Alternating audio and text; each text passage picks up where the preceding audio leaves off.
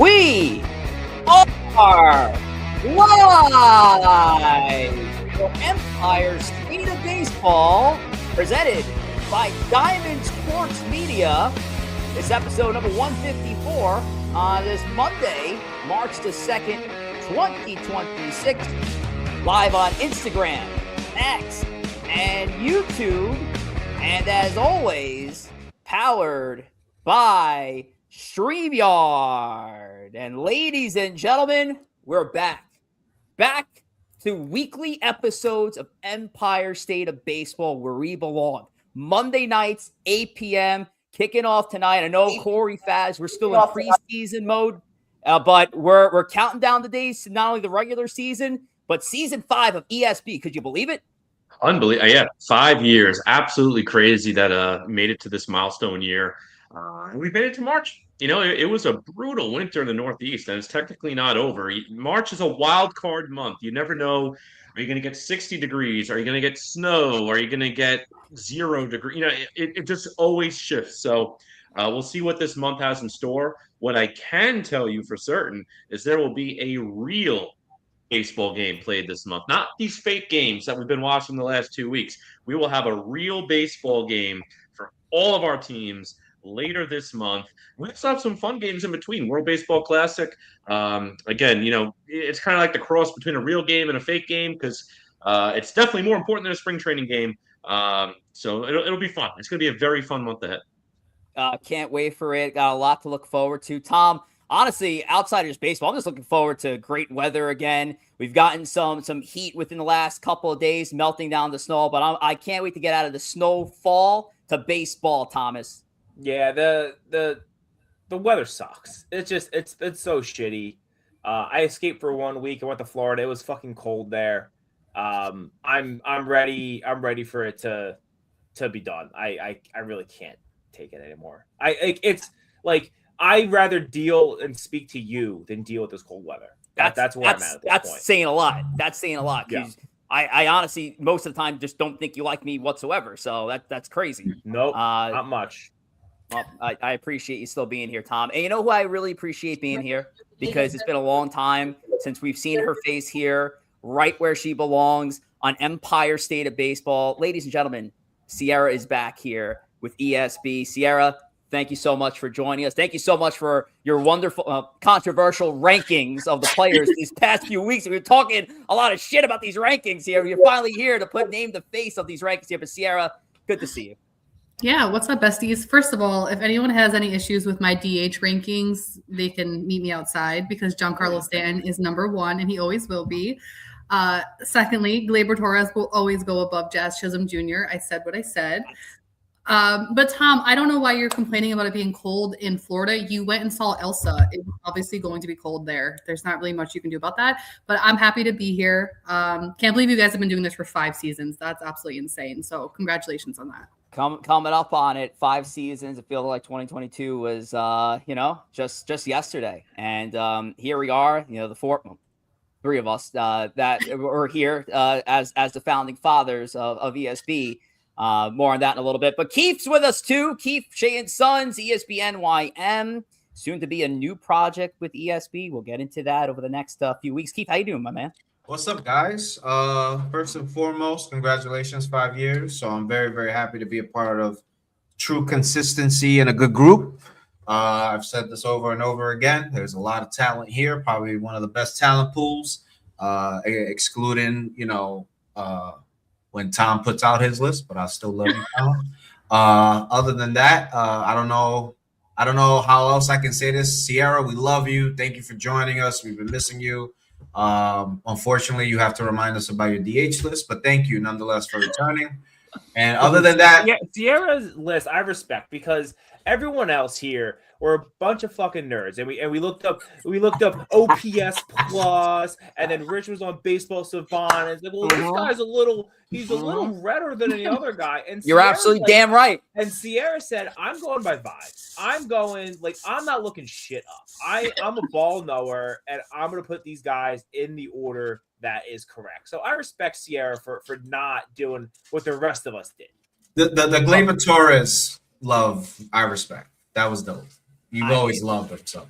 I mean, look, I didn't expect any, especially when it comes to the Torres Stanton mix. And even we saw like her outside New York favorites. You know, we saw that increase in love for her Chicago Cubs that are local. Nico Horner got some love out of that second base position. So we'll get into it. Obviously, we got some Chicago, New York presence in our outfielders list later on tonight. But Tom, before I run down what's in store, what's the latest and greatest with our friends over at Roback? Latest and greatest is, listen, we are getting warm, so they still got a lot of those nice layering pieces, the long sleeve stuff, the sweatshirts, all that kind of stuff. But we're getting into spring, right? It's getting into polo season, short sleeves, talking bathing suits, talking just like active wear, outside stuff. Head over to roback.com. That's RHOBACK.com. Use promo code TWASPL15. Get yourself 15% off your first order. And again, I'll always plug that last call section. If you're looking on some deals and steals, you can stack that promo code on there and get some good things as we're getting ready for the warm. So get some warm weather clothes at Roback. You heard the man. Roback. Use that promo code TWASPL15. And that will get you some beautiful gear. You can be rid of me, but you're never rid of me. What are you doing here? I never left. You resigned. And we Not never that I can remember. So what are you doing here? That's what I want to know. This corner of this room is actually round. I don't know if you could tell from the camera. The box is rectangle over here. I mean, we can all see it from home, but okay. Well, I guess you're back. I thought you were done. So look, I guess we're going to have to proceed here. We'll have an offline conversation. Ladies and gentlemen, we have 6 people here now. Joe, Tom, Corey, Ciarra, and KEEF here for Empire State of Baseball. He couldn't resist. He couldn't resist, Rich. The camera loves a face this pretty. He's the Kanye to your Taylor Swift. You're never going to get rid of him. We got 2 big segments for tonight, 2-segment show. We got the preseason progress, a little play off the Empire Express. Kind of did a little syllable play there. We're going to get into some of the standouts in spring training for both the Mets and Yankees. And then, of course, we finish off our top 20 our ESB rankings with our top 20 outfielders countdown. That's going to be our main event later on today. But let's get into our preseason progress. Mets and Yankees doing action in the Grapefruit League, but let's not waste any time. What we're going to do here is just we're going to go around the room and talk about some standout performers thus far in spring. So we'll kick it off to the Mets side. Corey Favs, you have a player that you want to bring up that was a non-roster invite. That's the beauty of spring training is that every once in a while you get these guys who not even expected to make the team that come out and they just ball and they just fight as hard as they can to make a spot.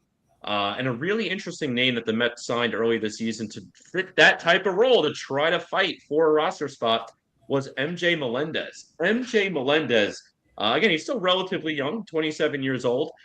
He was an interesting name. You know, even back a couple of years ago, he was always mentioned as a big-time breakout candidate. This guy really solidify himself as a future player for the Kansas City Royals organization.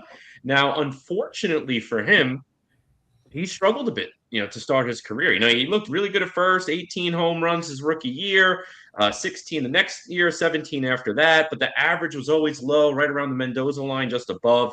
And then last year, he only played 23 games in the majors and was brutally bad at 321 OPS. But the guy's got some pop. And the interesting thing with Melendez is the fact that he also has a little bit of catcher experience. You don't really want him starting behind the plate for you. You don't really want him to be your backup catcher, but he could play catcher, play the outfield. And as long as he's giving you some consistent pop, it's an interesting last man on your bench because of that flexibility to play catcher. You always find in the middle of the season, it always happens, at least from the Met fan side, it happens, it seems twice a year, where you're playing a week where you don't want to IL your catcher because he's probably only going to miss 5 or 6 games, but then you only have one catcher, and then what happens if he gets hurt? And it's always a mess. A guy like Melendez makes that interesting because if you don't want to IL one of your catchers, it still gives you an emergency option without truly being an emergency option. And he's shown some pop this spring. I mean, you see it right there. 364 OPS, He has a couple of bombs. He had a couple in that one game earlier this year, 5 RBIs. And again, you're not going to get that consistent production from Melendez over the course of a season. But I really like this guy as a possible last man on the bench because of that flexibility to play both the outfield and catcher when absolutely needed, and to potentially give you a little pop. You could do a lot worse than a guy like MJ Melendez as your last man on the bench. And I do apologize. Melendez not a non-roster invite. He actually did sign a major league deal. He's featured on the team's active roster. So I got to throw this question then over back to you, Corey, and to KEEF, and I guess now Joe. Where do you see MJ Melendez factoring in? I know it's early in camp, but we always talked about the idea of Carson Bench starting out there in right field now with Juan Soto permanently moved over to left field. Is there a shot that Melendez can still crack the team in a significant role? I don't think. I'll just go real quick and I'll pass it to you guys. I don't think he's going to be in a starting role. I think if he does crack the roster, it'll be, like I said, it's like one of those last men on the bench type spots. The thing is with the outfield, there's so many guys competing for one spot between Melendez. Obviously, Carson Bench, we'd love for him to make it, but we'll see. They just signed Tauchman a couple of weeks back on a minor league invite, so we'll see what he has. And there might be another name. I know we're going to get to a couple more players. I think there might be one other outfield name that we'll leave for a moment, also playing really well and fighting for a spot. So, again, I don't see him being the starting right fielder on this team, but I can see him making the roster and being an impactful bench piece. Yeah, I don't think David Stearns is tied to anybody holding down that position. I think ideally he would like Carson Bench to win the job out of camp. But if he has these two pros, which he has to make a roster decision on, and Bench hasn't flat out won the job, he might turn around and say, okay, I got the option on Bench anyway. Let me roll with these two veterans in Tauchman or Melendez or the guy where I'm about to talk to in a minute, and see what they have. And if worse comes to worse, I could DFA him at a later time. Nobody really cares. Nobody really is going to remember them. And I'll bring up my top prospect to do so. If he does it the other way around, he risks maybe exposing one of them to a waiver claim or an opt-out clause in their contract. I don't know the details of the contract, but often veterans, if they're sent to the minors, have an opt-out clause after April 30th. That's a common occurrence. So that, to me, says that he's open to all and any discussions that whoever takes control of that right field job is going to be the guy. So if Melendez continues to hit 365 the rest of spring, there's a good shot that Melendez gets first crack at right field this year because he can always has the fallback option of his top prospect. Guys, doesn't it feel nice to have outfield depth? Yes. Because that's something we never have. And whether it be MJ Melendez, names that we're going to mention in a few seconds, it's nice to have a nice pillow just in case they do go the route that the Mets tend to go, the route that they love to go down with prospects and give them a little bit more time. They might want to, maybe keep some rookie status or something like that with Carson, even though I would love to start, the season with him on the team. They have options. I've actually enjoyed what I've seen from the battle of, what's going on in right field. So, I'm cool with it. I'm fine with it. I'm pretty sure towards the end of the season, Carson Bench will be there. And we even have a lot of young players behind some of these vets that, they're probably grooming them for them to just be playing behind Bench and Rivera and Soto and whatnot. So the Mets have a lot of outfield depth overnight, which was something we did not have at the beginning of the spring training. So I'm very happy with what Stearns has done. Very smart, strategic moves. And listen, MJ Melendez, he's got to fight for a job, which could bring the best out of him. If you notice, Kansas City, and this not to make it too much about Kansas City, they've gotten rid of a few guys that have turned into really, really good players. Right? This is the gentleman who's now with the Pirates, who was with oh my God, what's his name? He was with the Orioles last year. He got traded to the Padres, and now he's with the Pirates. O'Hearn, Ryan O'Hearn, right? Yeah, Ryan O'Hearn. That's a guy that Kansas City kicked the tires on completely, right? And I think they did it with another player too. So this could be something. And if it is, better for the Mets. If not, cool. He stays with the team. It is what it is. But the point is that we have security options just in case Benj is going to be in the farm for a little longer. But I love it. I'm cool with it. I think the best man will win. And unfortunately, I think the Mets are going to plan to keep Benj in the farm for a bit. I wouldn't, but that's where the Mets, I think, are headed. A couple of quick comment reads before KEEF reveals his player of note. Frankie T here. Shout out to Frankie T. Says Talkman has a good shot. Also, Mike Talkman, the former Yankee. We remember the Mike Talkman days, Thomas, back in the Savages in the Bronx days. We were big Talkman guys back then. That's why they picked him up. It's like, what else? I mean, if they weren't a former Met or former Brewer, the Mets aren't interested. There you go. Name that media. I heard Slick chose Wells over Bailey today. Patrick Bailey, that is. Shay inside. Oh, KEEF. Keeping the lights on. Joe said Joe said no to Fireside. I don't know what Joe had on his resume for other channels, but good for Joe that he's back, I guess. And Big Slick Swift, how bad is? Oh, I just said that. Yeah, Swift, how bad is Austin Wells? Everybody hates Austin Wells, man. And Swift, I'm back, bitches. Says Joe. Says Li. All right, KEEF, let's go over to your Mets player of note. Yep. And it's a former Brewer. Shout out to Tom. You got to keep the trend going, man. My guy, Tobias Myers, who we got in the trade to bring Freddie Peralta over to New York. We also got Tobias Myers. Now, a lot of Met fans weren't aware of Tobias Myers.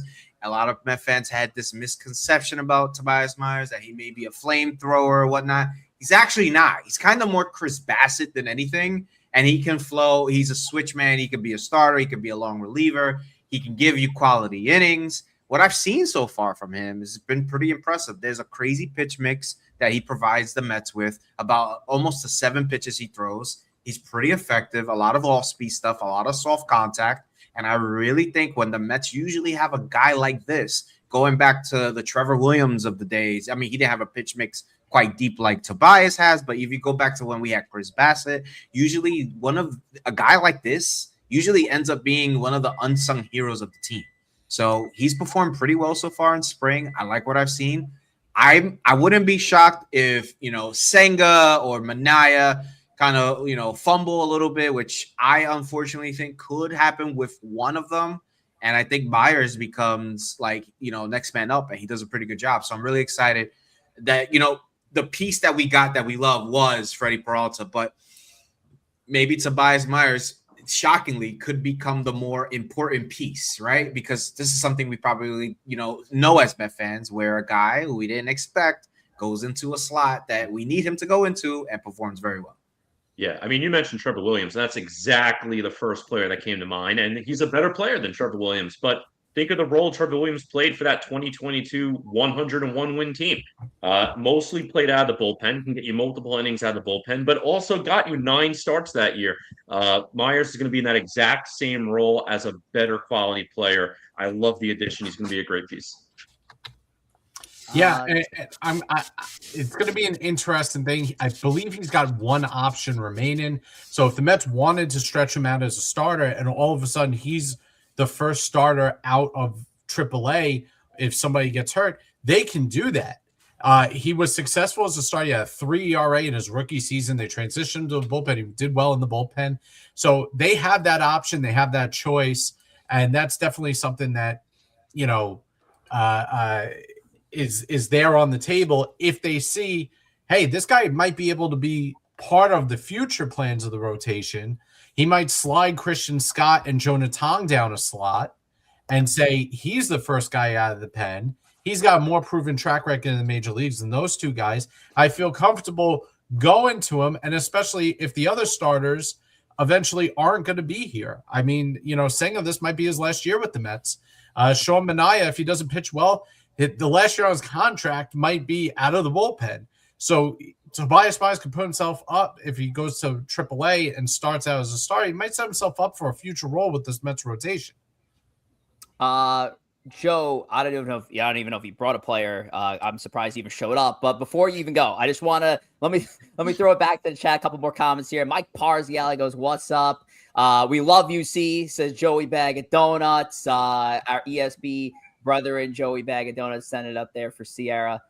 Jonathan in the build. Haven't seen Jonathan in a while. Jonathan. Glaber is no longer around. Time to move on. Come on now, Ciarra. You're gonna take this from Jonathan? No one cares what he has to say.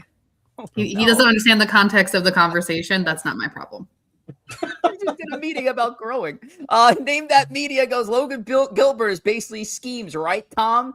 And this is the one I really wanted to pull up here before Joe goes. Rich, please read this to Tom. This is Big Slick. His list sucks, and he proves he don't know ball. Hey, Slick, how about you take your tongue out of your dad's asshole before you talk to me? That's my point. All right, like these absolute mouth breather, window licker losers that show up in this chat. I feel bad because listen, there's some good people out there. There's a lot of absolute morons, and Slick. It's just he's captain of the morons. It's embarrassing. And yeah, I'd probably wash your mouth. You just get some mouthwash, something antiseptic in there. I can't imagine the flavors going on in your mouth as you're just tongue deep there. So Corey, who was your guy? Corey, who did you want to spotlight? I don't know if you're gonna get Joe back. Oh God! Wow. I'm so glad we did that. Joe, go ahead with your player. Wow. All right, I'm going with Christian Pache right here. And this might be the longest coming into camp. This guy might have had the longest shot at actually cracking the roster. What has he done since he's gotten to camp? He's gone 8 for his first 11 at bats with 2 doubles and a home run. He is hitting 727. And if you remember, Christian Pache was really was once a top prospect in all of baseball. In 2021, he was the number 7th ranked prospect on Baseball America. On Major League Baseball, he was number 12 in 2021. This guy has been a top 20 prospect once upon a time for multiple seasons, 2020, 2021. Never could find it with Atlanta, skipped around. I think he went to Oakland, then he went to Philly, and then last year was on 3 teams, including Philly, Baltimore, and Miami. There's a lot to be desired with the player, but you don't get to become a top prospect for no reason. The tool set is there somewhere, and the question is, have the Mets found somebody who's a late bloomer and is finally starting to figure it out? It's only 11 at bats. Has he worked himself into the conversation for right field or that 5th outfielder spot? That's going to be the question. It's a tall hill to climb. He's got 3 guys ahead of him in Taylor, Benj, and MJ Melendez. But if you hit well enough, if you hit 500 in spring, let's say, you put yourself in the conversation for anything. So that's why I wanted to spotlight. He had a big week. No one knows if he's going to keep it up. But again, this is not a guy who wasn't once considered a top prospect in Major League Baseball. I would love for it to work out so I could tell Braves fans to stick it. Yeah. Yeah. Exactly. Yeah. I mean, like Keith, like you mentioned before too, I'm looking forward to this right field battle. It's been really exciting.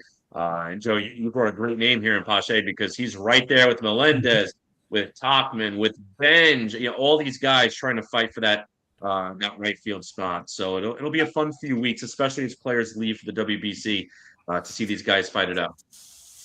A couple more comments before we turn over to the Yankees side. Big Slick goes, imagine making a list with Yoshinobu 1 and then wearing sunglasses like an idiot.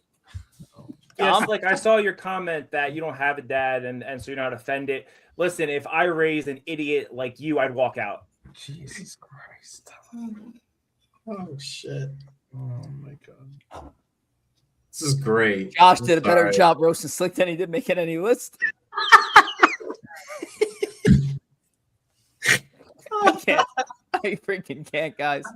Juicy WWE storyline. I have no idea what you're talking about, Josh. We actually do have to work out some kinks here with Joseph back in the fold. Pache had potential early as a prospect. That was it. Li, I think Tom stole my role as the heel of the Yankees fan base. Tom, I must give up that role to Tom. That was I don't huff glue, so I don't think you and I are the same. Yep. Still the Mick Foley of the group. That's still your boy. All right, let's go back to the Yankee side. All right, Ciarra, how do you kick us off here while Tom collects his bearings? Who do you want to touch on the Yankee side of the house, who's been outstanding this spring training thus far? Go ahead. We are going to talk about the most electric pitcher right now in spring training, and that is Ben Hess, our number 6 prospect. Listen, coming into spring training, the Yankees were really trying to work on his command because last year in single A and even a little bit in double A, he had struggled a lot with walks, but you're not seeing it as much right now in spring training.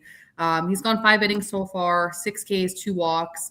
The other day he retired 6 in a row. He's got that quiet confidence, and he's really showcasing the Yankees pitching depth, which is truly needed. I mean, every season we come in and there's an injured starting pitcher, or, right now we're working back Garrett Cole, Rodon's working back. Fried had some issues last year. We don't know what's going on with Clark Schmidt. So I think it's nice to see the versatility from the Yankees when it comes to pitching. And Aaron Boone seems to like what he's seeing so far. So he'll probably start the season out in double A, but I don't think it'll be long before we see this kid in the big leagues, honestly. Tom, we talk about the pitching depth the Yankees have within their system, and Ben Hess, I feel like is so under the radar compared to like the flashy toys of like Carlos Agranje and Elmer Rodriguez. And that's no knock against them. Those 2 pitchers have been fantastic thus far through camp, but Ben Hess, he flies under the radar. Yeah, and he was Yankees first round pick 2 years ago. So certainly someone with a pedigree to go along with that. And the Yankees, we've talked about on the show for a long time. They, I think, as good as anyone, are developing just solid major league pitchers. Like, we're not seeing some of the highs of some other teams are putting out there, but increasingly, I'm very confident when one of these guys come up that they're going to be good, they're going to be solid, they're going to get outs. Again, they might not be the next Garrett Cole, but there's only so many of those going around, and Ben Hess seems like a guy that could fill that role that we've seen recently filled by a Clark Schmidt and a Will Warren, a Cam Schlittler. So I'm excited to see where he goes. The Yankees starting pitching depth is very deep right now, and you always need that. So I'm gonna, hopefully we don't have to see Ben Hess this year, because then things are going wrong. But just keep development down there, and he'll be up eventually. Ciarra with the fire choice with Ben Hess says CK. Shout out to our guy CK. Hector LI don't know ball. Eddie the Serbian goes Hector. Swift, Ben Hess truck, my starter prospect. And Jack Esposito, good to see Jack in here. He says, what's up, all? All right, Tom, let's get to you. We're still sticking with starting pitching here. We are. We're sticking, at least for now, we're sticking with starting pitching with Ryan Weathers, one of the Yankees' newest acquisitions earlier this year in January, traded from the Marlins to the Yankees. We all know his dad was on the Yankees in the 90s. Only 1 start so far in the spring, but a very good one. 3 2/3, 5 strikeouts. You can see the numbers there. They are very nice. And I think he's going to play a very interesting role on the team this year.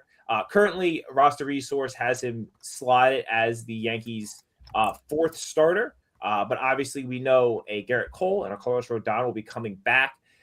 With Ryan Weathers' experience in the bullpen, he could be a very important guy. I could really see him, if he eventually gets kicked to the bullpen, in what we used to get out of Michael King a few years ago, a guy who maybe pitches twice a week, but he gets, he throws 50 pitches, he throws 2 2/3 innings type of stuff, which really saves your bullpen, helps reset things. I know he's also just looked good in camp. Again, these numbers look good, but he's been thrown harder. So I'm excited to see what he's going to do. Again, he'll start off in the rotation, but he'll be an easy kick to the bullpen, and I think he can play a really important role once he gets there mid-season, assuming health of other guys. Ciarra, one of the biggest criticisms we see from the fan base is how the Yankees are sticking with the same roster that they ended the season with. And Ryan Weathers, though, the only real difference as far as the 26-man roster is concerned. Ryan Weathers, what are your thoughts on Weathers? When it comes to the Yankees fan base, we like to complain, right? I saw people complaining about the trade that happened for Weathers. I think it was a smart pickup, and the Yankees traded away prospects that half the people complaining have never heard of and would never know anything about. So at the end of the day, they made the right move. With that being said, you're talking about a guy who, even though he dealt with injury last year, posted, I believe, like a 1.28 whip, and then had like 38 38 or 37 strikeouts through 38 innings. You're talking about a guy who has nasty stuff and could really help the Yankees, whether he's in the starting rotation or he gets thrown into the bullpen, depending on what happens with our starting rotation come May. So I don't hate the move. Absolutely. Ryan Weathers, Ben Hess featured in a deep pitching staff for the Yankees, but I want to go offense here. A guy that when we were on a Bronx Take earlier, we asked the same question. Nobody brought this name up, which I thought was very interesting because Paul Goldschmidt has been having a great spring thus far. A 500 batting average, 1,000 slug, 7 ribbies, 2 homers for Goldschmidt. And why I bring up Goldschmidt as well, something that Tom actually pushed back with me on outside of the show. I wasn't a big fan of the Goldschmidt move. So to even suggest Paul Goldschmidt towards my preseason progress, Tom, I've already come a long way. I mean, this is a guy that I wasn't even expecting to do really much with this team. You know, you're looking at Ben Rice as your team's starting first baseman for the majority of the season. But Paul Goldschmidt killed it against lefties. The Yankees still needed that right-handed hitter that could come off the bench in big spots. They went down the Goldschmidt route. According to some reports, Goldschmidt had actually rejected some higher offers to stay put with the Yankees, so I can't hate that. I was kind of hoping the Yankees were getting a little bit more flexible with that backup role to potentially Ben Rice, but they stick with Goldschmidt. And so far, Paul Goldschmidt's making me look like an idiot. Yeah, I mean, frankly, that's not hard to do. No. But I like the role he's going to play on this team. He's going to be the backup first baseman. I think he can really be that mentor role to Ben Rice. I think he seems very liked in that clubhouse. He's very much a Yankee. You know, the Yankees are a team where they want to be a little bit more professional. Usually, they don't want the louder personalities. You know, granted, they have guys like Jazz, who I love, but it goes the other way on that. But this is a Yankee type player. He's going to play, I think, an important role. He can be off the bench. He absolutely mashed lefties all of last year, and he has really for his whole career. So even if he's not just straight backing up Ben Rice, he could pinch hit. He could pinch hit, you know, in a big spot in a game, and I trust him to do that type of role more than some of the other guys who the Yankees have had on the bench for the past couple of years. Keith, what are we eating there? Fruity Pebbles or something? What we got there? My beautiful wife put together a very luxurious Mexican fajita chicken spicy bowl. Not Fruity Pebbles. Not Yum. Fruity Pebbles. Very good. Very good. I'm glad my Rivera really tapped in trying to guess your meal today. But yeah, Paul Goldschmidt. Looking forward to Paul Goldschmidt and the role he's going to play with this squad. Real quick, back to the chat before we flip our segments here. This is from Jacob. Rich, you didn't say most surprising player in the retirement home. Everybody's just throwing shots today. So volatile here. Damn, even from Jacob. JC Escarra, 1.3 OPS. Good start for Escarra to kick things off. Thank you, Swift. Keep an eye on Bryce Cunningham. He's going to climb the ranks quick. And this is the most important one. This is from our very own Keith. Like the stream, folks. If you haven't done it already, I don't know what the hell you're doing. If you're listening and you're watching this and you're not subscribed, put your lazy thumb to the keyboard and subscribe, damn it. We have like 548 subscribers. There's no reason why we can't hit 600 by the end of this week. Let's get it done. Like the video, share the video, send it to your friends. There's 155 people in here. We can easily double that. Let's get that done, folks. Make sure to share the stream, like the stream, do what you got to do. And usually, this is where I usually throw it to Joe to talk about YouTube. I didn't think I was going to even throw it to Joe today, but I'm going to anyway. So, Joe, let's talk about YouTube. Yes. You can join us live on Instagram and X, but YouTube is our preferred platform. Why? We can interact with you, the chat, here live on the show. So go over to YouTube, type in Empire State of Baseball, join our over 540 plus subscribers and counting. Subscribing is free, so it costs nothing to hit that little red button. And if you haven't, take your parents' phone, take your brother's phone, your wife's phone, and hit that subscribe button on their phone. Because let's be real, they wouldn't even know if they were subscribed to us if it fell on them. Let's be honest, most of the people in this chat, their families probably don't associate with them. So, oh my God! But this is how we lose people. This is how we lose people for stupid shit like that. I mean, some of these people aren't even real people. Let's be honest. Well, so anyway, go over to YouTube, join the Crosstown conversation, and don't forget to hit that subscribe button to get all the notifications of when we go live. And if you could also give some love to the last time we went live here, which was only 2-3 weeks ago. That was back at episode number 153, where we kicked off this whole top 10, 20 players rankings list, because we kicked things off with our top 20 pitchers back in episode 153. Very controversial top 20 that was, ladies and gentlemen. So you got to go back and listen in on that, watch it again, give it a like, and hit that notification bell, most importantly, to just keep you guys up to date with the latest and greatest with Empire State of Baseball. Keith, is that good? Did that sound good? Did I get everything done that you want? You are getting much better at telling these animals to like your stream. I love it. We're not doing any favors by keeping people around. We're just not. We might lose some subscribers out of tonight alone. I mean, Tom, Jesus. I don't even know. We probably put farm animals on the screen, and some of these people would start drooling. So, that could get some more likes if you wanted to. You guys, hold on. Hey, chat. You guys want to go watch Jake Soriali? Like, fuck that shit. Like the stream. Who? Yeah, let's go right to Talking Yanks. Yeah, we're gonna take them down. We're on our way there. All right, but yeah, do that thing, YouTube. Let's get that stuff up. We got to get to at least 550 by the end of the night. Let's get that done. All right, let's get into it. Player rankings. Now, before we get into the top 20 outfielders, let's take a look at the last few weeks of countdowns, where we started. And where we started was a couple weeks ago with our starting pitchers, and Tarek Skubal was our number one starting pitcher when we did this list a couple weeks ago. There's your list right there. We want to go back to another pitching position, the relief pitcher position. Edwin Diaz, our number one closer, our number one relief pitcher. You put that picture back up real quick? Yeah. Put that picture back up again real quick? Yeah, okay. There we go. Love that, right? You can continue, yeah. All right, now, so that was your closer list. Now we move on to another Dodger, the DH, Shohei Ohtani. Yeah, gross, Ohtani. But, the Yankees are growing a Shohei Ohtani, apparently, now, according to Spencer Jones just wants to take a little bit of inspiration. You know whose name is on this list? What was that, Joe? You know whose name is not on this beautiful list?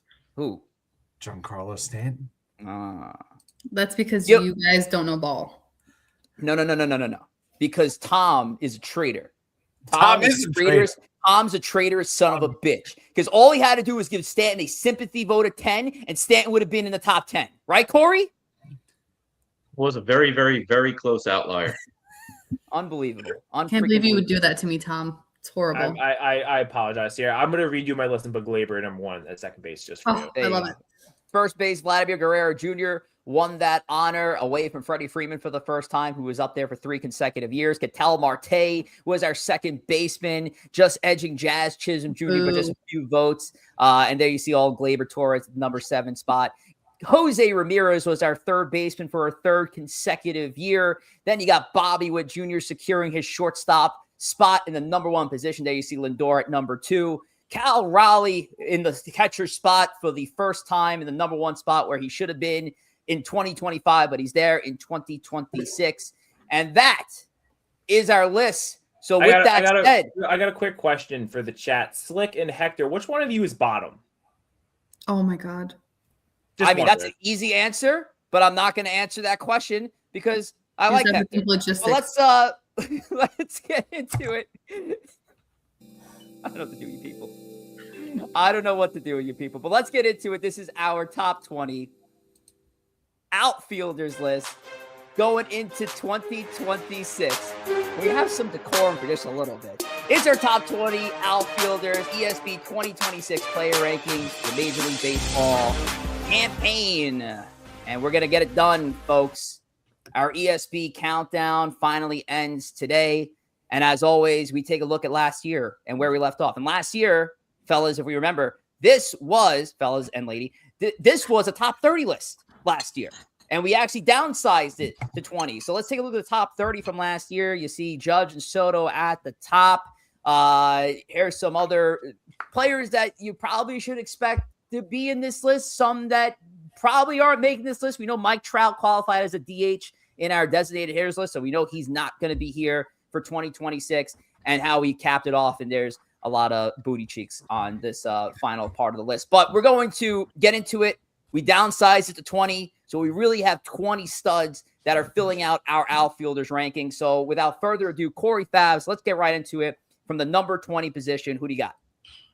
Listen, at the bottom of the top 20 list, we have 3 young players. I mean, Andy Podges here at number 20 is the youngest on the list at the oldest at 25 years old. He's the old man of this trio. But he really had a nice breakout season in his second year with the Dodgers. 27 home runs, 86 RBIs, and a 774 OPS. Was a really big piece of their World Series run. Tyler Soderstrom, number 19th on this list. Again, 24 years old, 25 home runs, 93 RBIs, and an 820 OPS. He's part of a very interesting young Oakland, or now Vegas Athletics, or soon to be Vegas, because they're playing in Sacramento. So they're all over the map. But they have a really interesting young team, and Soderstrom's a really good player there to crack this list. Then 18th on the list is Roman Anthony. He's the young one on this list at just 21 years old. But he was a top prospect last year. You go back to the preseason 2025 rankings. He was number 2, right behind Roki Sasaki. And he had a good year. I know he didn't play a full season's worth of games, but he had an 859 OPS. Now, when you're 21 years old with an 859 OPS, that's a sign of great things to come. I think when we look ahead to next year's list, this guy's got potential. As long as he plays a full season and continues at that pace, he could make a really big jump. But we'll see. It's interesting to see a lot of young players round out the top 20. This is bullshit, by the way. Go ahead, Keith. Let's hear it then. I'm not even. I love Roman Anthony. I think Roman Anthony is a sensational player. Top 20 in the entire league is bullshit right now. I'm sorry. It's bullshit. If his name was Luke Anthony, he won't be here. I'm sorry. It's just the truth. Soderstrom, granted, he had a really good year, and he transitioned to an outfield really well. Andy Pages, very good outfielder. I actually ranked him. He slowed down in the second half. He was almost unplayable in the World Series, though. But, okay, I could live with that. Roman Anthony, though, I know he put up really good numbers. He didn't even stay healthy. He didn't have 300 at-bats. Like, I don't know. To call him one of the best right now, it's bullshit. I'm sorry. It's just bullshit. And it's because his name is Roman Anthony. No other reason. And if he played for the Cincinnati Reds, no one will give a fuck. This is the honest truth. It's the honest truth. And next year, he'd probably be top 5. Cool, whatever. But this is bullshit. Because there's really good outfielders. There's really good outfielders who've been doing this for a while. And I'm the type of guy who likes to give opportunity. The guy who takes that opportunity, run with it. Yeah, great, good. Listen, he was good last year for the time he played. But to be the 18th best outfielder in the entire sport is bananas to me. Bananas. It's a jump. Anybody else have a comment on the Roman Anthony position at 18 before we move forward? I mean, he's Gen Z. They get participation trophies. We should be used to that by now, Keith. Like, it's got to be a TikTok thing, honestly. I don't think it's gonna look. I don't think it's gonna look dumb at the end of the year when we look at it. It might not. I mean, it better not. For the Red Sox sake, it better not. You'll see my vote, but I think Soderstrom is very low on this list. I think he should be ahead of Roman Anthony. If that's the case, yes, I agree.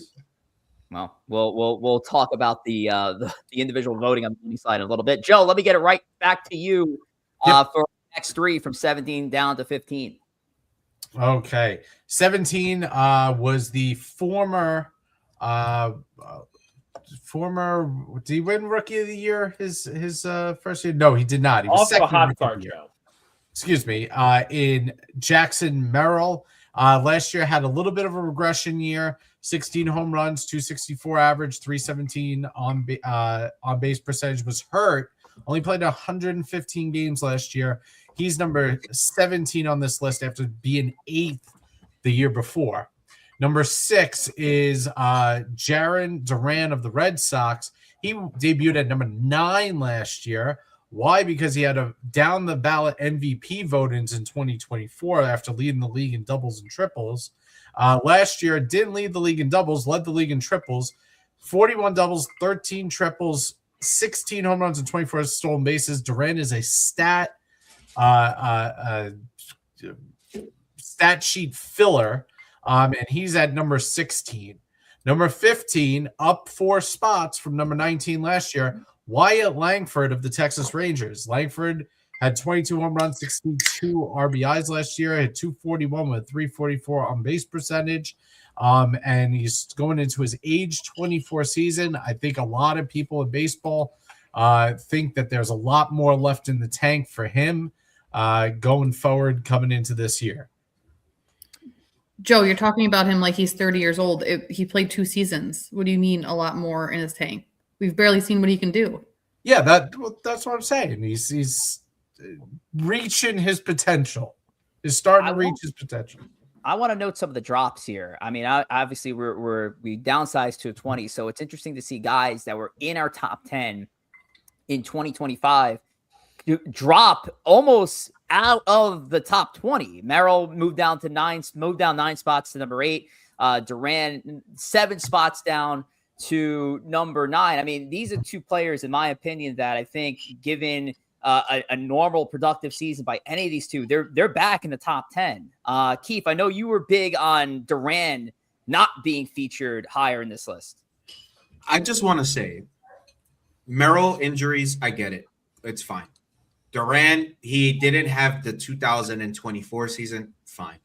Wyatt Langford, even through the injuries he had last year, 2020 season. I'm not mad at any of this, but I'm going to lose a casket coming soon. I'm just saying that. I'm just preparing myself because this is fine. That's all I'm going to say. I just think, personally, I think when these guys play to their potential, they can be higher. So I think this is fine. I genuinely like to Tyler Soderstrom's argument. You know, he was very good. He was very productive. Whatever, cool. But these guys, they have a lot left in the tank to what you guys were saying earlier. I just this isn't where I want to chime in. We can move on. Okay. Well, we will move on because we have about 14 more players to talk about here. And 14, is there a surprise entrance? Is there a 15th player? I'm sorry, what? You said there's about 14 more. I mean, there are 14 more, Rich. Come on. There are 14 more. Yes, I was trying to do the math in my head and I didn't realize we had 15 up there. Thanks, Thomas, for that. For that, let's just get right into the next set here from 14 down to 12. At the number 14 position is a fan favorite of the Yankees, not because he's a Yankee, he's a Guardian that everybody wants on the Yankees, is Steven Kwan. Steven Kwan was in our number 10 spot last year, dropped only 4 spots.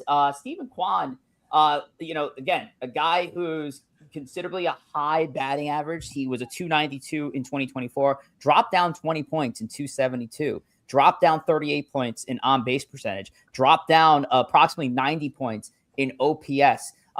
Everything pretty much dropped outside of, funny enough, RBIs. RBIs went up, but that was about it. Still fantastic love in the field. One of the best outfielders in the game of baseball. We were just taking defense. Now the 2-time All-Star is featured in the number 14 spot. At number 13, we have Pete Crow Armstrong, who is making his debut on the list here in the number 13 spot. And this could be one of those players where a guy like Keefe would say, if his name was something else, if he did not have 3 initials that everybody would just synonymously knew, he'd probably be out of the list altogether. Pete Crow Armstrong at the number 13 spot. Overall last year, yeah, decent season for a breakout. But if we remember, PCA lit the world on fire in the first half of the season. Second half of the season, PCA, you couldn't find on a map. You couldn't find him if he was Carmen Sandiego.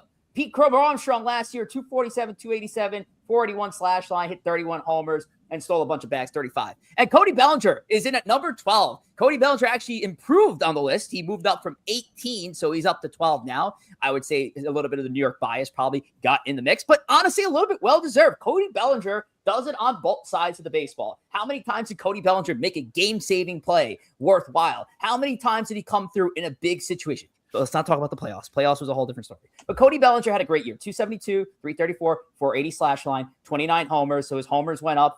Is actually his highest home run total since Juice Ball in 2019. He hit 47 in 2019 with the Dodgers. And 98 ribbies for Cody Bellinger. And I tried to hold myself together there because I saw in the little corner screen exactly what Keefe is doing right now. He's done that for like the last 3 minutes straight since I began speaking. So Keefe, why don't you go ahead first, and then we can see what else everybody else thinks. Guys, you got to – I don't know what it is about Yankee fans, because it's not Met fans, respectfully. Okay. We'll get to Pete Crow Armstrong in a minute. What is the infatuation with Steven Kwan? Genuinely, what is it? I need to hear it. I need to Catch a understand. fly ball. Yeah, that's a big one. That Defensive is something we've quality wanted for leadoff like a hitter. decade. All right, guys, come on. Like, he shouldn't be near Cody Bellinger, respectfully. He shouldn't even be like in the top 15. He's a nice outfielder. It's almost like it's like an Asian quota to be nice to him. You don't have to be nice to him, right? Fuck that. The guy fades in the second half all the time. He's a slap hitter. All right. He's a really good defender. Cool. Yeah. But honestly, like, Jarren Duran is a really good defender in left field, right? He's probably just almost like a slight tier below Steven Kwan. I'm not a big Jarren Duran fan, but at least Jarren Duran is going to give you a better offensive season than whatever Steven Kwan does. I guarantee you, Yankee fans say this all the time. Oh, we had him at the top of the lineup. He'd be amazing. Bullshit. He would not work out for you. I can answer that question for you, Keith. Please. Steven Kwan, and I had him ranked, I guess, a little higher than this, but not that much higher than this. It truly is he does something, plays a brand of baseball that is not really played anymore. And I think that is appealing to people. I think that people get tired of, we're a little past 3 true outcome players, but a guy who will grind out at bats, he'll get on base. He plays good defense. I just think it's his uniqueness is what puts him higher on this list. I know, if you just look at stats, it doesn't come up as much. But there's also just a enjoyment of watching him play. He plays, again, a brand of baseball that we don't see a lot, that a lot of us grew up watching, and I think it's just good. It's good entertainment to see something different. He provides something different that very few guys in the majors provide anymore. All right. I have to say that I have asked Yankee fans for months to give me something. That's probably the best explanation. And I still don't buy it, but that's the best explanation, respectfully. Now, Ciarra, real quick, I have to. Can we get to the guy in the middle, please? No, because you're going to be disrespectful. Yeah. Listen, with all due respect, the kid did something I didn't think he was going to do. And he was really good at it. I was like, whoa, if he keeps this up, he can get MVP votes. If I'm not mistaken, Mr. Pugliese and Mr. Corey Favs, was this guy not almost unrosterable, whatever the hell the word is, he did get in the second half? By the way. It was a crazy drop off. But the crazy thing is, and what made it interesting, though, is as bad as the drop off was, he's like a 30-30 season. Which is incredible. I mean, I want to go glove. He's also the best. He's probably could be the best defender in baseball. He's also one of the reasons why the Cubs didn't go far after like 3 months. You can't put that on PCA when Ian Happ fell off the map. Kyle Tucker got hurt and fell off the map. Their pitching staff fell apart. You can't put that on the young center fielder who is arguably the best defensive center fielder in all of range on and Ciarra, we all know what this is. We all know what this is. Keefe and Joe and Corey, they're still spurned because they know what did you guys? No, they like him more than me. Because the Mets can develop players. They what, like him. What did you guys acquire? You guys, you're right. A lot of people know he was a Met prospect. And what did you trade him for? Who did you trade him for? Javi. Second and half. That is why 2 he's months probably apart. unranked him. Just because of the bad taste that Javi Baez left in everyone's mouth. Worse than the taste left in Big Slick's mouth is what Javi Baez did to Mets fans. You were saying at that time. Yeah. Listen, we're talking about a guy who's top 5 speed in all of MLB, who, if he just hits average, is probably a 5 WAR player. Cool, awesome. Not gonna argue that. Not gonna argue that because the ability is there. Fine. He was a 6 WAR player last year, according to Baseball Reference. And I'm not a big WAR guy, but I mean, Cody Bellinger being 1 spot ahead of him and Steven Kwan being 1 spot behind him after the second. That's one of the. First of all, he's the second biggest criminal on this list. We're gonna get to the biggest one coming up. Mm-hmm. He's the second biggest criminal. I didn't even know there's the biggest one. Okay. No, he's coming up because you guys. Yeah. I know. Guys. Yeah. I know who you're talking about. All right. Well, with that said, let's get into the biggest criminal on this list according to KEEF, and that is 11, 10, and 9. Tom, take it away. I would be happy to do so. At number 11, we have the Washington Nationals, James Wood, who, again, another young player. We have another, two younger guys on the screen here, then plus Buxton.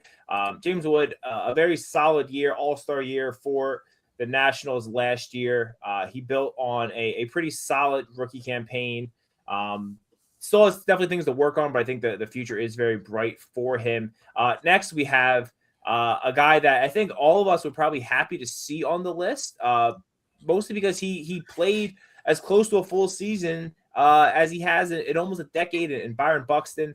It was great to see him healthy out there. I say that he played 126 games. So frankly, he didn't really play a full season, but it's the most games he's played since 2017. A dynamic player who I think everyone is happy to see him healthy, and hopefully he kind of continues that. Also, just kind of cool as a guy that said, I'm not leaving Minnesota. I love it here, and you kind of like that in the loyalty, the loyalty stuff he got. And then finally, number 9, we have Jackson Chourio of the Milwaukee Brewers. I'm sure David Stearns is trying to figure out how do I get Jackson Chourio. Great, he's a great player, but the Brewers thing just has him going there. A top 3 rookie of the year a couple years ago, got MVP votes 2024 as well. And then last year he followed it up with a similar year, a little bit of a step back from that, had a little bit injury issues, only played 131 games, but I think he's someone that everyone would agree that his star is bright. And, again, if he stays healthy, which again, I think you can say that just about anyone, someone who could certainly find himself back in the top 10 next year. All right. Give it to us, KEEF. Name that fraud. Not no name that Yank, not no name that Met, name that fraud. I have a trivia question for 1, 2, 3, 4, 5 of you and the rest of the animals in the chat. You guys ready? Who is the singular player last year to strike out 100 times in the first half of the season and in the second half of the season? Let me guess. He's on this James page. Wood. James Wood. He struck out 221 times. Guy sucks, guys. He hits the ball opposite field. Whoa. Cody Bellinger's better than this guy. KEEF sucks is a little strong when you had Jared Durant's better than him. I'll take base percentage. I'll take the bisexual midget in Chicago. Wait. Can I be that guy? We hold on a second. We were singing Junior Cabanero's praises a couple weeks ago with his 100% percentile hit rate. James Wood is at 98. This is not a bad baseball player. He's not a bad baseball player. Does he have a strikeout on a horrible team? And he's still he's striking out a lot, but he's on a terrible team, and he still went up 15 spots, Tom. He went 23 years old and 31 seasons. It's hard.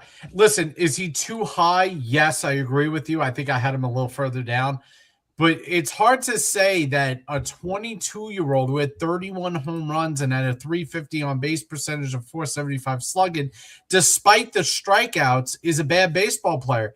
For all the strikeout, probably walked 85 times last year. It was all in the first half. I get that, but KEEF, he's 22. He's getting better. How do you know he's getting better if he had a significant drop in production? How? And hold on. Wait, to Tom's point, the team sucks. How is he the 11th best outfielder in the sport of baseball? Do you know Jackie Robinson played this sport? Did you know Satchel Paige played this sport? All right. Do you think they want to look at James Wood and say you struck out 200 times? The month of February ended. You think they want to talk about this? No, they want him to not strike out 200 times. James Wood should be way better than this. This is garbage. I get that, but at the same time, he's 22. It's the first time he played 100. Who gives a fuck if he's 18? He sucked last year. But KEEF sucked. So what? He was 22. First time he played 157 game season. He played 79 games the year before. He got burnt out on a terrible team that sold at the deadline. You got to give the guy some credit. At some point, with all due respect, we have to respect guys who sucked. We have to honest guys who just tailed off. We can't just be like, oh, they were good for 3 months. No, that's not how this is. Wait, let me ask you something, Mr. Pugliese. When we talk all the time about the Hall of Fame, you always tell me, and I agree with you, you don't have to think about it. You don't have to think about it, right? No, I understand. I'm not putting this guy in the Hall No, of Fame.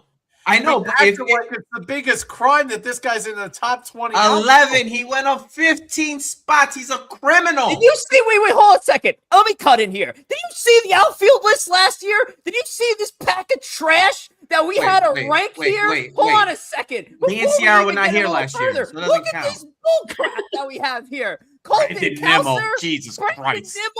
Brandon Nimmo with one leg. Michael Harris, oh my God. Can't even fucking Anthony Santander. He's on FMLA for the rest of his career. Did you guys? James Wood ain't a criminal. He's a vigilante. He's a vigilante for getting these criminals off this list. Criminal crimes.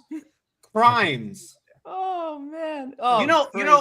Let me ask Joe Pugliese a question. Yeah. This guy's not on the list, so we could bring him up. I'm pretty sure we'll bring him up later. A guy. Hear me out. And Tom's gonna like this because I'm gonna use Tom's point against him. There's a guy out there who probably nobody thought he was good. I mean, he was probably 23, 24, I'm guessing. He goes to a team that no one expect much of, and the guy goes bonkers almost all year, right? Does it at a better rate than James Wood, and he doesn't even crack this list. Kyle Stowers doesn't crack this list. But James Wood can have a dog shit fucking cat piss second half, just like the bisexual midget in Chicago. And there's some of the best players on the. Get the fuck out of here, man. No, sorry, but no. Jackson Churio, cool. Shout out Byron Buxton. I agree with Tom. I'm happy to see him. Churio, he's a very good player. I like. Yep. That's Keith, I can't. James Wood is a fraud. Only me and you had Kyle Stowers on the list. Because you know ball, sir. Oh my God. Do you want to cook? But I also had James Wood the highest. Yes, chocolate chip chunk or white macadamia. What's the rank, Matt? I had him 9. Who? I had James Wood 9. I also James Wood. You're another criminal. Keith, you're on camera. How do you think I feel? He's the only one who ball just a second ago. Joe, we agree a lot. You're doing the Chris Nieves shit. Sorry. Let's we're not playing devil's advocate here. We don't have that kind of time. Let's get to the next part of the list with the next three. I believe Corey Favs has our next 3, starting in the number 8 position. Go ahead. All right, we're working our way up the top 10 here now. Number 8 is Riley Green, up 6 spots from last year, 14th previously, now number 8. Again, really young, solid outfielder for those Detroit Tigers. Coming in at the 7th spot, Ronald Acuna Jr., and this guy easily has top 5 potential. As Joe said a couple of times on the podcast last year, he's one more significant knee injury away from derailing his career. But there's no denying the guy could still play baseball. I mean, in only 338 at-bats last year, 21 home runs, 290 average, OPS of 935. 935 OPS. I know, again, smaller sample size, but was one of the best OPSs across the outfield in general. So the guy can still play ball and be interested to see if he stays healthy. And then number 6, again, another really good younger outfielder, Julio Rodriguez, out there in Seattle. Again, he's a 30-30 player, career 800 OPS. The guy is really exciting to watch, and I personally love watching him play. And he's, I hope they have another good run this year, the Mariners, and Julio will be a big part of it. You said it, I'll say it again. When it comes to Ronald Acuna, I think when it comes to a player, if he had stayed full healthy, he's arguably the most talented player in the game of baseball when fully healthy. And that's the problem. The guy, much like some of the players you've already touched on over the last few minutes, Ronald Acuna can't stay on the field. So he's even lucky that he's still in this top 7 spot. He maintained his position, missing half the season last year. But when he came back, he was doing Ronald Acuna Jr. things with the Atlanta Braves. Look, the Mets guys, Corey, Joe, more Joe and Keith, because I know Corey touched on Acuna before. But, what are your thoughts on that player? Do you still think Acuna has that player in him, or you just think this is a guy who will not push those 130 to 150 games required for a star player like him? I'm still super high on him. And he's got to stay healthy. I mean, that's the biggest thing. But if he's healthy, There's a chance this year he puts up top 3 outfield numbers if he Yeah. stays healthy. If he stays healthy. It's hard not to have him. You can't not have him in the list because we've seen when he's healthy what he produces. I mean, what he had the 40 home runs, 70 stolen bases one year. So I have to assume he's coming into the year healthy. I have to assume he's going to stay relatively healthy. You know, it's kind of like the Byron Buxton argument. We know when Byron Buxton plays a full season, which he rarely does, Byron Buxton could be top 3 in this list by next year if he puts up a healthy season again. Acuna is the same way. Acuna could be the 3rd or 2nd player on this list if Acuna is healthy. That's how good he is. Heck, he could even be number 1 on this list, given if he has that great of a season, which he had a couple of years ago. But at the same time, we don't know if he's going to stay healthy. We know that the legs are a problem. He's had so many injuries to his legs now. You'd have to be nervous that he might not make it through a full season at his top potential. Let's jump to the next part of the list. Keith, you got a 2-minute minor. You need a minute. So let's get to the next. Let's get to the next part of the list here. We're getting to some big names. We're already in some big names, but this is it. We got the top 5, and our number 5 spot is Kyle Tucker. Kyle Tucker, the new Los Angeles Dodger. Should Kyle Tucker realistically be in this number 5 position after arguably having a down year? 266 batting average for Tucker last year, 22 homers, 73 RBIs, 841 OPS. This guy ain't worth $60 damn million. I don't care what anybody says, but he is in our number 5 position. He was in our number 4 last year, so he moves back 1 spot. And I see this beautiful man, and I know exactly who I want to talk to after I drop this slide. Fernando Tatis Jr. He moves down 1 spot also. He was number 3. He moves down to number 4. Fernando Tatis Jr. last year in 155 games played, which was his most amount of games played in his young career. 268 batting average, 368 OBP. OPS plus is at 125. Hit 25 homers, which matched the second most homers he's hit in his career. 42 was the most he hit back in 2021. Stole 32 bags. That's a career high for Fernando Tatis Jr. So of course I gotta turn it over to one of Fernando Tatis Jr.'s biggest fans, Ciarra. Your thoughts on Fernando? That whole slide was disgusting. Kyle Tucker shouldn't be number 5, first of all, because you want to talk about PCA and how he fell off a map. So did Kyle Tucker. That entire outfield in Chicago did. So I don't know how the guy is number 5, and I don't know how he's making as much money as he is because Cody Bellinger is a better player. With that being said, Fernando Tatis Jr. should be number 2 on this list. But you guys, I'm not going to give away who number 2 is, but you're all homers and you're all biased. We all know that Tatis is the better outfielder, better defensively, and he's just got the better potential. So I don't know why he's number 4. I got no comment. Wait. And he has better vibes. Like, let's be real, guys. If we're going off of vibes, like Tatis. Oh, well, yeah. He's better at taking steroids too. Even if you take steroids, Joe, you have to have talent or it doesn't work. You can't just take steroids and then you're magically good. That's not how this works. Also, he never proved that he shot himself in the ass with steroids to be better at baseball. Like, that's never been proven. Well, I'll put it to you this way, right? Before Tatis got popped for steroids, his OPS over 3 seasons was 965, right? Mm-hmm. His OPS in the 3 seasons he's come back from taking steroids is 803. That's a 165-point drop after he got popped for steroids. You're saying 803 is bad? No, I'm not saying it's bad. You just proved my point. Talking about the top outfielders in the sport. But you proved my point. Not living up to the potential that he once showed. No, James Wood had a higher OPS. That's not true. You have to have anyone who takes steroids, they're not just magically better, right? Like, he had the potential. Nice. He was already good. He had the talent. He's better than who you guys have at number 2. Okay, he's a better defensive player than the guy that's at number 2. To be fair, Ciarra, like I think like, you know, Rich might be a better outfielder than the guy we have at number 2. Thank you. What?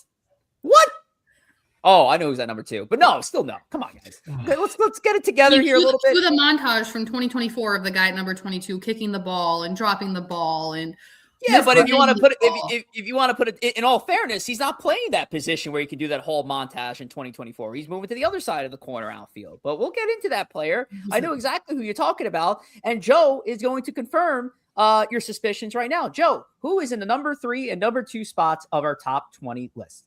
Okay, number 3 is one of my favorite players in all baseball, Corbin Carroll. Up 2 spots from the number 5 spot. Last year, he had a 30-30-30 season, which means 32 doubles, 31 home runs, and 32 stolen bases. Oh, and he led the league in triples with 17 last year. This guy has future MVP written all over him. He does everything on the field. He was a Silver Slugger last year in the National League. So Corbin Carroll's number 3. And number 2, as Ciarra was alluding to, is the Met Juan Soto. Juan Soto finished 3rd in the MVP voting last year. 43 home runs, 105 RBIs, and led the league in stolen bases with 38, led the league in walks with 127, and led the league in on-base percentage with 396. Congratulations on your generational walker, Joe. If he was still playing for the Yankees, you wouldn't even have put him on the list. Let's be very realistic here. Whoa, wait a second. I had him in the exact same spot last year. I don't believe you because all of 2024, you talked about how bad Soto was in the outfield. But now that he plays for the Mets, not a different story. Understand that. He's not a great field and outfield, but if you he's not a good outfielder. Therefore, Tatis should be above him because he plays good defense and Soto does not. Ciarra, he almost had a 40-40 season last year. But his defense is trash. Is it not a two-sided game? It is, but the if he was a DH, then I'd be like, okay, you're right. Outweighs the defense. So far and away outweighs the defense. He's when he's going out, he's the second best outfielder. He's the second best offensive outfielder in the sport. He's the 3rd best offensive player in the sport, in my opinion. He had more stolen bases than Thief Crow Armstrong. He had more stolen bases than Tatis. You know what Juan Soto is? Juan Soto is producing the offense Tatis produced while he was taking steroids. Soto is an overpaid DH. That's what he is. So what you're saying is, Joe, is Juan Soto's taking steroids? He plays like a guy who is taking steroids, but not taking steroids. Keith, what do you got on this guy before we head to number 1? I think personally, Ciarra's gonna get upset with me, but I'm cool. I'm cool with 2. I'm cool with 3. You can argue, but I love it. I think Julio Rodriguez was better than Kyle Tucker and Fernando Tatis Jr. I think Julio Rodriguez got dropped, personally. 30-30 season, Tatis didn't do that. And Julio plays center field, and he plays it very well at a high level. So we could talk about defense, but, I know, listen, right field is very good. It's very hard to, not trying to discredit Tatis. Kyle Tucker, I agree with you. Whatever. But I think Julio got a little job here, but I think so far the list is fine. There's no criminals right now. I mean, we're down to number 1, just like that. Folks in the chat, appreciate your love and support throughout all these player rankings that led us up to this number 1. Everybody who voted here, all 5 of you guys, even Joe, I really do appreciate the contributions towards the research you put into it. Even if the research just meant I love this player and I will fend this player to the end of time. But Tom Wospil, do the honors. Who's the number 1 outfielder in Major League Baseball today? I mean, we should just do this as the number 1 player in Major League Baseball. It's Aaron Judge. He was number 1 last year. He's number 1 this year. He will continue to be number 1. He's number 1. He's captain of Team America on Team USA. He is Captain America. Last year, Aaron Judge just doing Aaron Judge things with his 53 homers, which frankly slacking for the past couple years. Basically, if you look at his baseball reference page, almost everything is bold. And if you don't know what that means you led the league in that category. You're going to see a whole bunch of bold in him with his homers, RBIs, OPS, on base percentages, OPS pluses is in Ruthian, throwing steroid using bonds numbers is what Aaron Judge has done. Last year, certainly was a little bit more limited in the outfield with the elbow injury. Hopefully we are past that, but there's, Soto is number 2 on this list. And I would say that there is a pretty wide gap between number 2 and number 1 for how good Aaron Judge is. Incredible player. Love that as a Yankee fan. Get to watch him play every night. And I mean, what else can we say about Aaron Judge that we haven't been saying for years? I don't know. I don't know what else you guys want me to say. I mean, I think the cool part about Aaron Judge's game, this is something that we've discussed at length on a Bronx Take with the ladies and fellas over there. This element over these last couple of years of where he's added an extremely high batting average for a guy that you look at, you're just thinking, okay, he's probably, your home run, your typical home run or nothing guy. Just to add that extra element of just trying to get on base, no matter the situation in any sort of way. I mean, that's a great quality for Judge to have, because over time we know, look, even at 6'7", as he gets older, he's going to lose a shade of that power. But if as long as he can still hit for contact, he's still going to be a very, very productive player in the game of baseball. See? I can't believe that there were people last year who thought Cal Raleigh was going to take the MVP from this guy. Like, he played with video game numbers all season long. And I remember when they were talking about it towards the end of the season, fans were trying to combine Cal Raleigh's regular season home runs plus his postseason home runs, which is that's not how that works, right? Like, it's all regular season.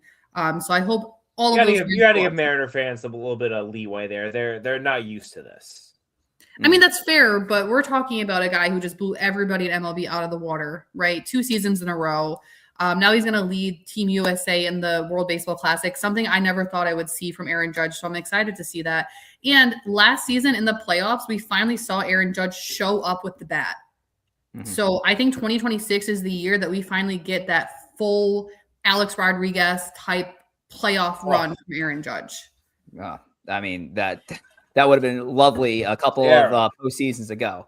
I can't handle this. I can't handle this right now. There might not be a more beautiful sentence in the English language. Let's see the voting list, Rich. Let's take a look. So this is how it shook out for our top 20, as you see here. But of course, we're not here to see the top 20. We're here to see the money slide for the last time. Let's take a look at how it ranked out. And as you can see, a lot of the names have pinched in because we had to do 20 rows to 6 columns here. So forgive me here because it's a little bit pinched in. But if you full screen it, you can see across the board, everybody had Aaron Judge in the number 1 spot. And everybody outside of Ciarra had Juan Soto in the number 2 spot. 5th? Whoa, wait a second. You can't sit there and tell me that Tucker was overrated and then you put Soto 5th? I think they're both overrated. Oh, you said Bellinger was better than Tucker. I forgot about that. He is, but I made this list. I don't know how many weeks Corey's got Tucker 8th. So does Tom's got Tucker. Oh my god. Yo, this is crazy. This list is all over the place. Kyle Tucker, going back to the first one we did, and we were talking about Blake Snell. Kyle Tucker, a little bit not for me. Just, I respect it. Just not for me. All right, so let's do this. Let's keep this organized. Does everybody? Wait, what's your next call out here, Joe? Go ahead. My next call out is KEEF and Rich. What, you don't even have and Ciarra, you guys don't even have Soderstrom in the top 20? I did not. This guy had a phenomenal season last year. I did not. 20 home runs. I could have put him. Gold Glove finalist. I should have put him in my list. I'm gonna say my thing with Soderstrom in my head. For whatever reason, I was still thinking Soderstrom, the first baseman, the outfielder. Yeah. That's why he's honestly not on the list. Even though obviously Vic Kurtz was the guy. Soderstrom 14th, so I don't know where that came from. Yeah, I think that's what messed me up. I was thinking DH first base, and I didn't realize he played so much in the outfield. That's if I knew that, he would have been made my list. 100%. Probably for me, he probably would have been right by that Merrill Anthony spot if I listed Soderstrom. And when I got the list, I was like, I forgot Soderstrom. Yeah, you guys hate Cody Bellinger, huh? Honestly, this offseason, he just made me mad with the way he was holding up the offseason. You have him in your top 10. No, you did good. You. I'm not talking. I have him at number 14. Like, you got Steven Kwan ahead of Cody. Get a new host. Get rid of this guy. Get a new guy. Get him out of here. Get him out of here. Dump him. You're the top 15. You're the best outfielder on more than half the teams in baseball. Bring up a point, KEEF. Kwan is in everybody's top 20 basically, But I want to shout out Ian Happ. Me, you, and Ciarra had him. Because we know ball. Happ's got 4 Gold Gloves, the same as I love Quan. He's a Ian better offensive. Objectively, you can by say the way, he's good of an offensive player. Shout out to the only Yankee fan who wanted to vote for all 3 Yankee outfielders in the top 20. Trent Grisham, number 20. I was not putting Trent Grisham in the top 20. Saying hit 34 homers, one of the best on-base percentages in the AL last year. Trent Grisham, number 20. I'd be ecstatic if he did that again, but I just saying.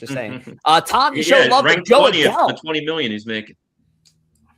Joe Adell in the number 19 spot there, Tom. That's an interesting call out. yeah, I like that. Yeah, I mean, listen, like you gotta show some love to some of the guys on the god awful teams, like the Angels. Had a really good, had a good year last year. I think he's, threw him in there. I think, but I'll be honest, once you get kind of towards the bottom of these lists, you kind of just start throwing stuff out there. I think in my expanded list, just for funsies, I put Jason Dominguez like 25th, and I wrote LOL next to it because it's just like, this doesn't matter at this point. Mr. Pugliese. Go ahead, Joe. Yeah. Well, go ahead. Mr. Pugliese. I got a question for you first. I have a question for you too. Didn't you just complain about Crow Armstrong being 15, but he's ranked 15 on your list? He's ranked exactly where you complained that he was. I got to call you out on it. Wait. Let's take a moment together as a unity, and let's point out the fact that you have Byron Buxton 17th, right? You also have Stephen Kwan ahead of Crow Armstrong and Buxton. That was my argument. No, that doesn't make sense. The Buxton thing is based on the fact I don't know if the guy is going to stay healthy. And he is even more so than Acuna, right? Because Buxton, if you look at Buxton, he has never played 126 games since 2017. Last year was the only time he played more than 102 games in 7 years. So my problem with him is if he plays 150 games, he's a top 5 outfielder bar none. But the track record is so bad. He had a guy who played 80 games in front of him, though. Only 80 for his whole career. Yes, but again, I'm assuming that he's gonna play a full season this year. All right, Mr. Fangraphs. I gotta say, disconnect. I know, Keith, you were calling out the fact that we were putting Roman Anthony in the top 20. You're the only one not to feature Roman Anthony in your list. No, I said I like him. I didn't put him because he didn't play enough. So I listen. Point is, Roman Anthony being in the top 20, I think, is a little bit ludicrous. Because look, Joe Adell had 30 home runs. I got to give Tom some credit there. Joe Adell had 30 home runs. What did Roman Anthony do but get Instagram likes? Let's be honest. Yeah, he was cool for a little bit. It was cool. It was nice. He didn't show up in the playoffs. You guys took care of them, right? All right. That Kyle Stowers was a better outfielder all year last year than Roman Anthony. Even that thing in center field for the Cubs, right? Even little old slap hitter Stephen Kwan, little old Stephen Kwan McNeil, like little old Kwan McNeil, little tap hitter, like whatever that is. Like, come on, guys, come on. Let me ask this question to the chat. Chat, which outfielder do you think was the most disrespected on our top 20 list? I mean, you can see the individual rankings here. I could pull up the top 20. I'll go backwards here. Pages, Soderstrom, Anthony Merrill, Duran, Langford, Kwan, PCA, Bellinger, Wood, Buxton, Churio, Green, Acuna, Rodriguez, Tucker, Tatis, Carroll, Soto, Judge. Which outfielder, though, was the most disrespected on our list? Whether he was ranked very, very low and he should have been higher, or maybe there's a person we didn't rank at all in our top 20 that should have belonged here. We're mentioning Kyle Stowers and Joe Adell. Who is the most disrespected? Chat, let's hear it from you. But that is our top 20 list for the outfield. And with that, folks, we finally did it. We've completed our player rankings. So we'll be back at it again next year for that. And I got to say, ladies and gentlemen, this edition of the player rankings was probably get out of here list. This was probably our best version of this by far. I agree. A lot of interaction from the chat. And again, we thank you all for the tremendous support. The conversations were fluid throughout these last few weeks. You know, hearing everybody bash Tom's top 10 every single day was a fun part of the conversation. You guys don't realize how little I think about you. I know. You think about me all the time. Corey, we've been spinning these lists since 2023. I'd say we got the best version down, and we're only gonna get better from here. Yeah, I think if we're gonna rank the we can't do top 10, but if we're gonna do the top 4 of the top 10 years, this was number 1 of the top 10 years. So it was a fun time. Absolutely blessed. I know it's a lot. You know, we put in a lot going into these top 10 lists going into the season, but it's fun. I think the off-season segments, despite getting less episodes, less content, ironically, I think some of the best content. I really enjoy this type of stuff, and it was fun, especially interacting with all the fans. Absolutely. Fun season. Let's take a look at some of the comments here of who got disrespected the most. Kyle Stowers, easy. Joe Adele is in here. Tyler, Soderstrom, of course. Soderstrom, who was listed in I think it was the number 19 position. Some say he should have been higher. Kyle Stowers. So, yeah, that's that. So, with that, we're going to wrap our show. We're going to head over to Extra Innings on X in 3 minutes time. So, make sure to tune in to our post-show space. We'll be back on an every Monday basis, 9:30 p.m. on the main page, ESB Podcast on X. Also, throughout the week, we got a Bronx Take Monday through Wednesdays, possibly Thursdays. Hosted shows by your boy, Ciarra, Joey, Chris. A lot of fun stuff talking about the New York Yankees. And Phil from Shirley holds it down Fridays, 2 p.m. Eastern Time with Queens Boulevard. But that's gonna do it for our show. Make sure to give us follows on Instagram and X when you get the chance. But most importantly, if you're on YouTube, you haven't already, like the video, share the video, subscribe to the channel, hit the notification button, do the whole thing that's going to get that algorithm up because, God damn it, we deserve it. I mean, we're putting in the work here at Empire State of Baseball. Let's see the benefit of that work. All right, that's going to do it for ESB. Let's take it around the room for last slick. So we'll go clockwise here. So Tom, you can kick us off. Have fun talking about me, I guess, in 2 minutes because I'm sure not going to. We will. Ciarra. I'm going to tag KEEF in every single good thing that PCA does this season, and I'm going to enjoy the hell out of it. Okay, well, whoop-de-doo. Him and James Wood, they have a lot to prove. Shout out to you. I saw that you voted for Kike Hernandez. I just want to put that in there. But anyways, thank you, as always, for having me. Guys, please hit the notification bell for ESB. Please hit them a like and all that. Support them as much as you can. Sorry if I got a little rowdy today, but I was told I had to. So I love you all. And I think this was Tom's best list, so stop hating. Joe? No, I am just glad to be here at ESB. And I just want to say, you weren't about a couple days ago. I'm not fucking leaving. You weren't about a couple days ago. Just saying. We'll have more to talk about that. Corey Favs. There we go. Yeah, we're going to bring James Wood on the show to be a guest next week, so tune into that. Other than that, I hope everyone has a great week. We're in the month of March. Let's enjoy it. We're getting closer and closer to baseball season. Come back with us next week. Episode number 155 will be centered around the World Baseball Classic. Plus, we bring back one of our favorites, March Madness.